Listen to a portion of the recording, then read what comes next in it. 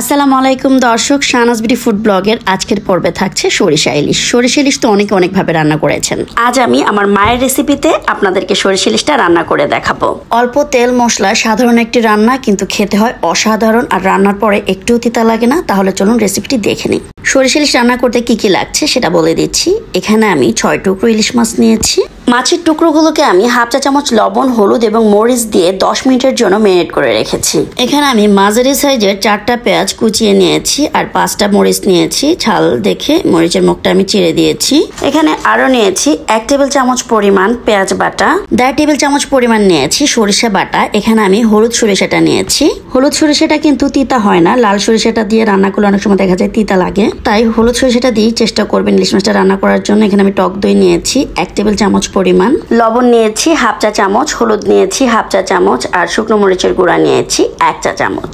এখানে সরিষার তেল নিয়েছি আমি 1 কাপ। আজ আমি সরিষার তেলে রান্নাটা করব। চুলায় প্যান বসিয়ে এর ভেতরে সরিষার তেল 1 কাপ দিয়ে দিলাম। এবার এর ভেতরে দিয়ে দিচ্ছি পেঁয়াজ কুচি 1 কাপ।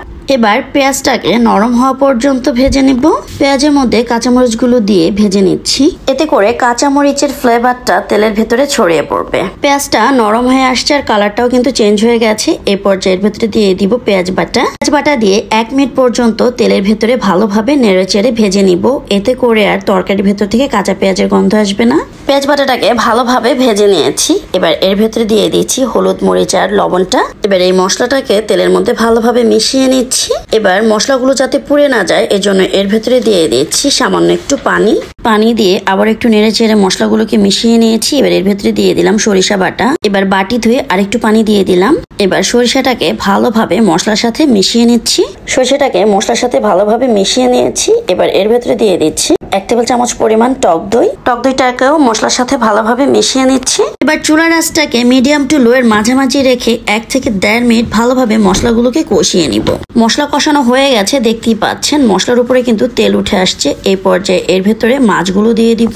মাছের ভেতরে কিন্তু আমি আগে থেকে লবণ, হলুদ, মরিচটা মেখে রেখেছি আর মাছগুলোকে রেস্টে রেখে দিয়েছিলাম 10 মিনিট। এবার মাছগুলো সিদ্ধ করার জন্য এর ভেতরে দিয়ে দিচ্ছি 1.5 কাপ পানি। ইলিশ মাছ সিদ্ধ হতে বেশি সময় লাগে না, অল্প সময়ের মধ্যে কিন্তু ইলিশ মাছটা সিদ্ধ হয়ে যায়। এ পর্যায়ে লবণটা চেক করে দেখবেন লবণটা ঠিকঠাক আছে কিনা। আমি আরেকটু লবণ দিয়ে দিচ্ছি। মাছের ভেতরে বলক চলে আসছে। এই পর্যায়ে আমি মাছগুলোকে একটু উল্টে দিচ্ছি। এবার চুলার আঁচটাকে মিডিয়াম টু লো এর মাঝামাঝি রেখে ঢাকনা দিয়ে ঢেকে ইলিশ মাছটা রান্না করব 10 মিনিট। ফিরে আসলাম 10 মিনিট পর। মাছের ঝোলটা একদম মাখো হয়েছে। আমি এইরকমই ঝোল রাখবো। মাছগুলোকে আবারও একটু উল্টে দিচ্ছি। আশা করছি রেসিপিটি ভালো লেগেছে। ভালো লেগে থাকলে বলবো লাইক, কমেন্টস এবং শেয়ার করে দিবেন। সরিষা ইলিশের আসল স্বাদ পেতে চাইলে এইভাবে একবার হলেও বাসায় সরিষা ইলিশ রান্না করে দেখবেন।